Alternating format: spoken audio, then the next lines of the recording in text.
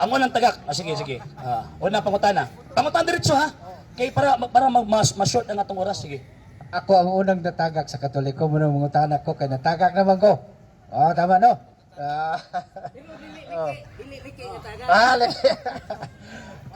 Karon, kay ngano nga nahawa ko sa Katoliko, mauni. Tubagon ako, kay, sa tubagon sa nako, kay nganong nihawa ko, kay si Kristo, gihimo nga Ginoo og Mesiyas.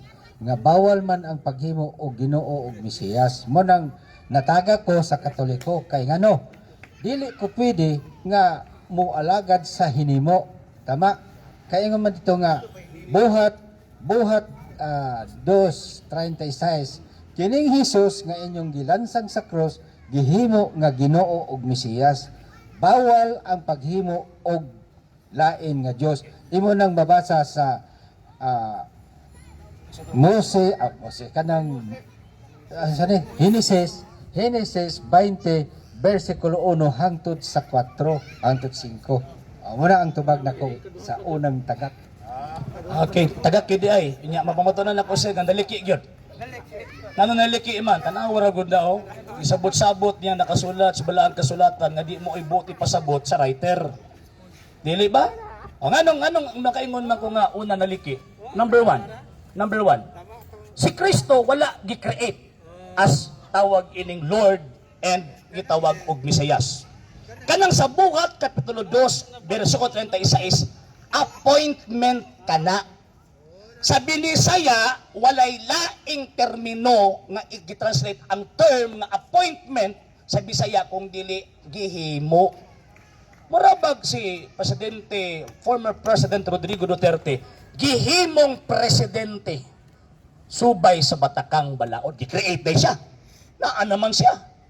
So kanang buhat 2:36 dili na refer sa creation sa pagka-persona or sa pagka-Diyos sa Kristo. No sir, no ma'am. Kung dili, refer ka na sa pag-appoint niya sa Diyos nga naa siya function as Savior sa tao. Nga naman, tungod kay ang tao nahulog sa sala, so gimbot ang gi-appoint sa Dios Amahan ang iyang anak nga maoy mahimong tao og maoy gitawag og muluwas nato.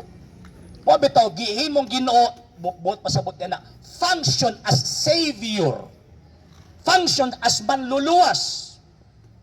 Okay, siyempre ang Dios tulo mga persona, ang Amahan, ang Anak ug ang Espiritu Santo. So every persons naa na sila ng kada iyang functions.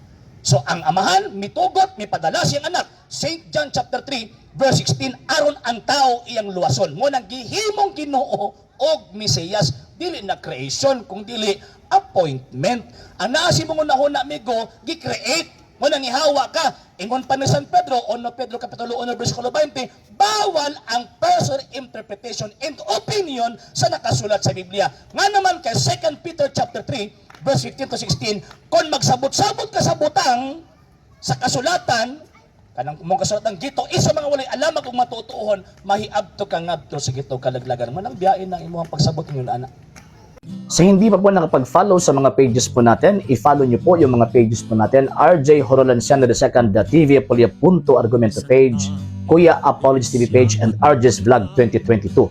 And pwede rin po kayo mag-send po dyan ng Facebook stars. And also, sa ating po mga channels, sa hindi po nakapag-subscribe, subscribe po ninyo yung mga channels natin, Dalay Catholic, Apologist International Official, RJ Sano II TV, Kuya Apologist TV, and Barrio Kawayan Religious Forum. And pwede rin po kayo mag-send po dyan ng super sticker, super chats, and super thanks. And maraming salamat po sa mga kapatid at mga Katoliko na ulis pong tumutulong sa programa po natin. Maraming salamat po. Nang dahil po sa tulong at suporta po ninyo, ang programa po ito, until now, andito pa rin po sa social media.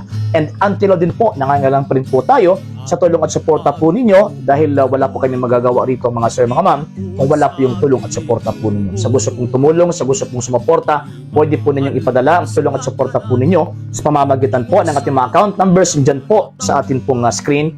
And pwede nyo po kaming i-message sa ating pong page kung via remittance po yung ipadala po ninyo. Maraming salamat po in advance.